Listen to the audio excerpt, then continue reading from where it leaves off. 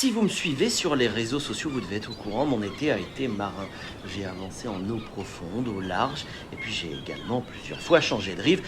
Oh, ça m'a fait grand bien. Bateau et plongée sous-marine en eau profonde, flux et reflux, l'écume près des rochers, où la houle empêche la visibilité du pêcheur en apnée que je suis. La mer est souvent froide, surtout dans mon Finistère, ne le répétez pas trop, et c'est une ascèse que de se préserver, surtout lorsque la pluie en rajoute au départ de la grève. Avant, il a fallu marcher pour trouver le bon spot avec quelques kilos de plomb sur le dos. Mais quelle satisfaction lorsque l'eau est claire et la mer apaisée. Quelle joie de découvrir au creux des rochers des poissons multicolores dans le calme serein d'un trou d'eau éloigné. Les algues qui ondulent, le corps se détend alors au point d'oublier l'effort. Mais il faut du coup redoubler d'attention. Ne pas sous-estimer le danger, la fatigue, très très important, l'essoufflement essentiel, la prudence reste de mise. Et puis la joie de revenir, la besace pleine de crabes, de poulpes, ni trop ni trop peu, assez pour bien manger et pour partager avec les proches.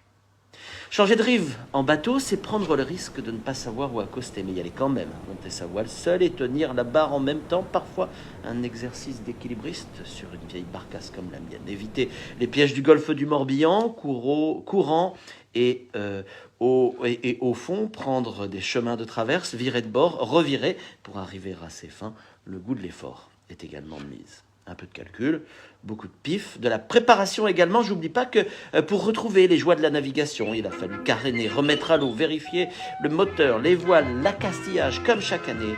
Enfin, la joie d'un paysage, le plaisir d'une rencontre à quai ou d'un moment au calme avec un bon bouquin.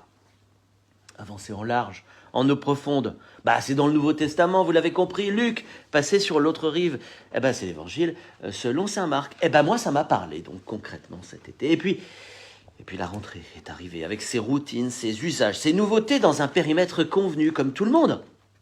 Je me suis demandé si j'étais encore capable de changement, d'évolution qui change une vie, tout au moins le quotidien, en dehors de la parenthèse estivale.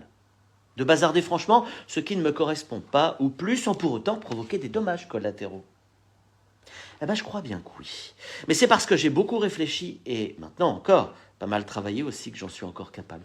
Et ça va le faire, je suis confiant. Bref, la Bible, le catéchisme des évêques, la doctrine sociale de l'Église, même la liturgie chez les gâteaux pendant la messe, et en l'occurrence, ce matin, je vous parle des évangiles, sont bourrés d'enseignements simples que l'on peut expérimenter sans même être croyant et qui peuvent nous emmener loin, très loin dans les essentiels, jusqu'au plus profond de son cœur, d'une part, et dans l'action et le mouvement, d'autre part. Ça me fascine. C'est chouette. À la semaine prochaine.